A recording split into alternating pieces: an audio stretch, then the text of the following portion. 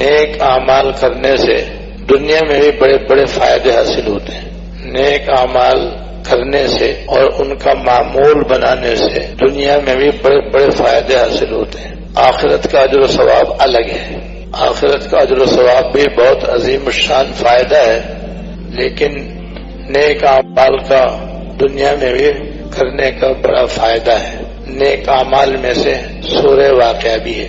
اس کو اگر اللہ جل شانہ کی رضا کے لیے پڑھا جائے تو یہ قرآن کریم کی ایک بہت بہترین صورت ہے جس کا آخرت میں ثواب ہی ثواب ہے، اور اس کے پڑھنے کا دنیا میں پڑھنے والے کو یہ فائدہ بھی حاصل ہوگا کہ کبھی انشاءاللہ اس کو فاقہ پیش نہیں آئے گا.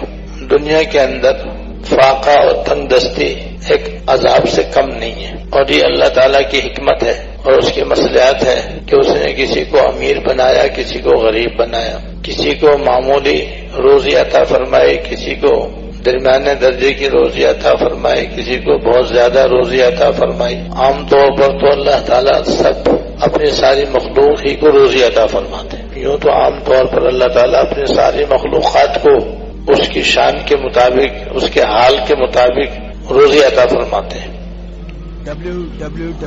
یہاں تک کہ اللہ تعالیٰ کافروں کو بھی روزی دیتے ہیں، حالانکہ وہ اللہ تعالیٰ کو جانتے بھی نہیں ہیں، پہچانتے بھی نہیں ہیں، مانتے بھی نہیں ہیں، بلکہ رات دن اللہ تعالیٰ کی نافرمانی کرتے ہیں. اس کے باوجود ان کو اللہ تعالیٰ روزی عطا فرماتے ہیں. اور انسان تو انسان، اللہ تعالیٰ جانوروں کو بھی روزی عطا فرماتے ہیں. سمندر کے اندر ہزاروں مخلوقات ہیں، ان کو سمندر میں روزی عطا فرماتے ہیں. خشکی پر بھی ہزاروں لاکھوں مخلوقات ہیں اور جاندار ہیں.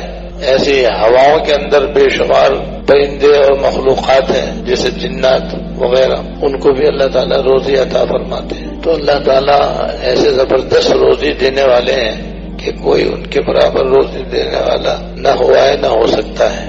وہ اپنی شان کے مطابق اپنی ساری مخلوق کو روزی عطا فرماتے ہیں. اس آیت میں اللہ پاک نے یہ فرمایا، اللہ لطیف بعبادہ، اللہ تعالیٰ اپنے بندوں پر مہربان ہے.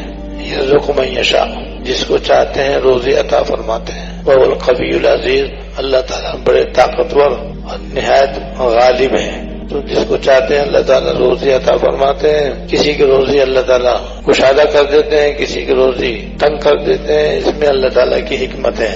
بہرحال اگر کوئی شخص تنگ دستی اور فاقے میں مبتلا ہو تو حدیث شریف میں یہ عمل مذکور ہے کہ جو شخص ہر رات سورہ واقعہ پڑھنے کا معمول بنا لے گا اسے انشاءاللہ کبھی فاقہ پیش نہیں